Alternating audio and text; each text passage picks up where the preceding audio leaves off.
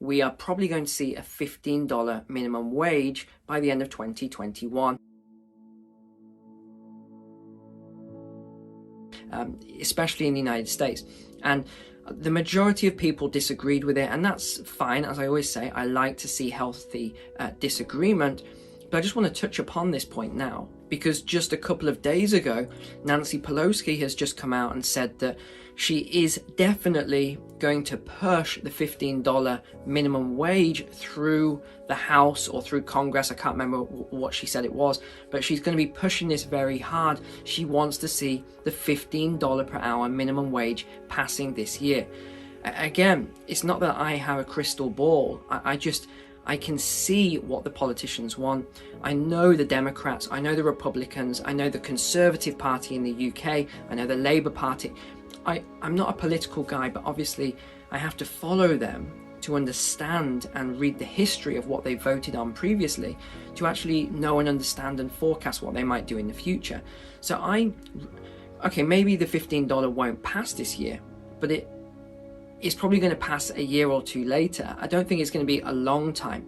And look, I've got nothing against the $15 minimum wage. I actually think people should be paid for their value in society. So let me give an example here. If you are a doctor or a nurse, obviously you should be extremely well paid because you've been to college, university, you've really put the time and effort in, you've invested money into your education, your qualifications.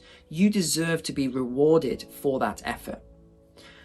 Let's say then that you went to school and you dropped out and you just, you didn't like school, you preferred to have fun, etc. And you are sweeping up on a building site, right? So that's what you've been doing, and they're paying you less than $15 per hour. Maybe they're paying you $10 per hour, for example. Well, that's because that's the value that they give your service. It's a $10 service for sweeping up and keeping something clean. Who is, let's say, sweeping up because they want $15 per hour because it's more fair.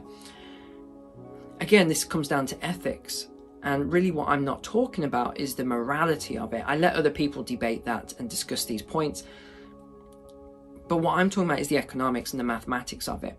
And I'm saying it simply doesn't work in a free market economy because those costs will just get passed on to the consumer.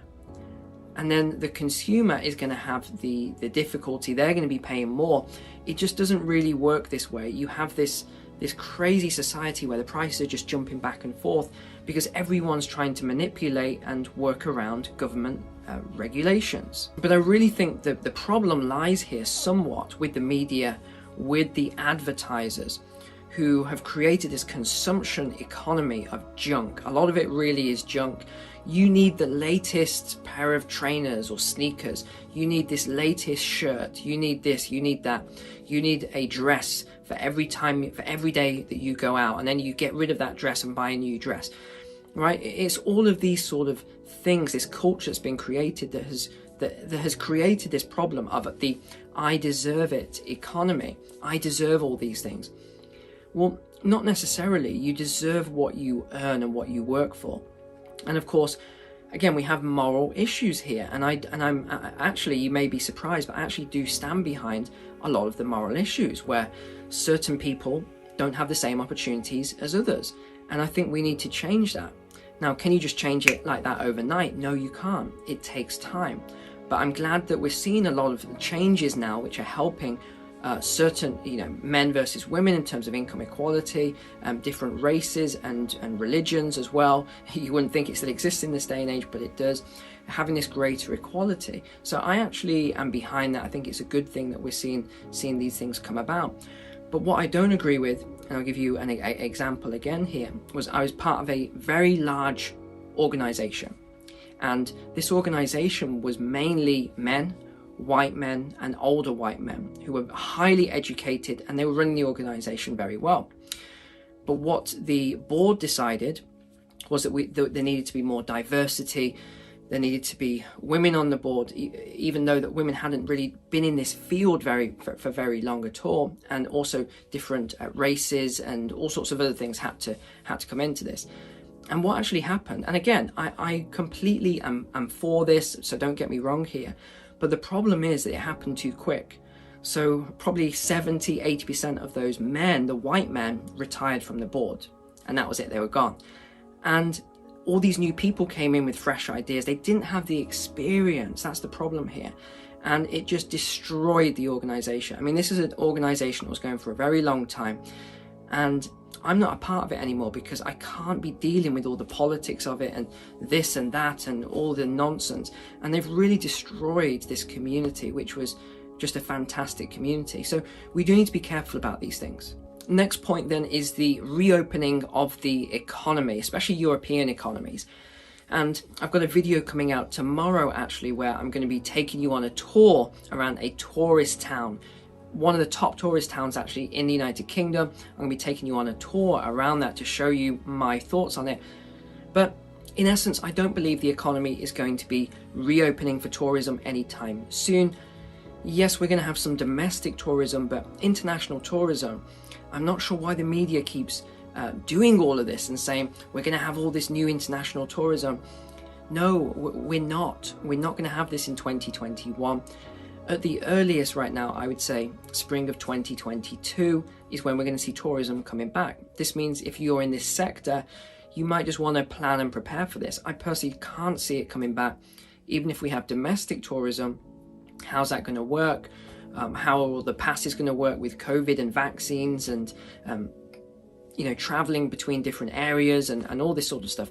I just can't see how it's going to work. And of course, now there's all these mutations as well. So a friend of mine's had his vaccine, and now he's been told he needs to have 2 more vaccines for 2 different strains and all this.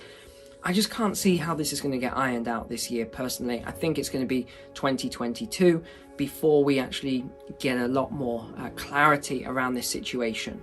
We've now seen as well negative interest rates passing in certain European countries. I know of 3 European countries now that have passed negative interest rates. I personally believe they're going to be coming to a lot more Western countries very soon. This means that if you have savings in the bank, not only are you going to be losing from all the new stimulus creation, but you're also going to be having to pay the bank every month for them looking after your money. And remember, even though it's your money, the bank considers it their own money. They consider it you giving them a loan, they're paying you interest on it. If they collapse, well, too bad, bail-in law and everything else. So again, just be very, very careful. Just the last 2-3 weeks, I would say the majority of my mentoring calls, all the people like yourselves that I speak to, have been asking this exact same question. What do I do about all the money in my bank account? And it's very difficult because I'd love to just say to you, here, do this, this, this right now. But it's not quite that simple. It's individual for each person. I don't think I've given the same guidance twice to anyone. So it is a difficult situation. You need to start thinking about this now, start planning what you're going to do with your money. And remember, we have these huge asset bubbles. Another one that I've been forecasting and studying recently was, I was looking at the tulip mania that happened. If you don't know about the tulip mania, it went up like that, where one tulip bulb was worth, just a ridiculous amount. The most expensive piece of real estate was equivalent of one tulip bulb. And what actually happened was the next growing season, the free market kicked in and everyone started growing and it crashed the price of the tulips. Where am I seeing this right now? I'm seeing it in cryptocurrency. And let me be very clear. I love cryptocurrency. I'm heavily invested now into crypto, and I'm going to continue to invest into crypto. However, let me add the caveat. We are in a season right now of this, the spike, the tulip spike. We have over more than 8,000 cryptos now. Some of these cryptos will go to zero. Mark my words, some of them will go to zero. At the same time, some of them will go to the moon. The cryptos have done very well. I don't think I've lost on any, in fact, no, I haven't. I'll give you that as a fact. I haven't lost on any of my crypto picks throughout over the last few months. In fact, I've done very, very well from them. But I am warning all of my community to be careful because I am concerned. I do think that we are going to see a crash in certain cryptocurrencies. So that's another warning to be aware of.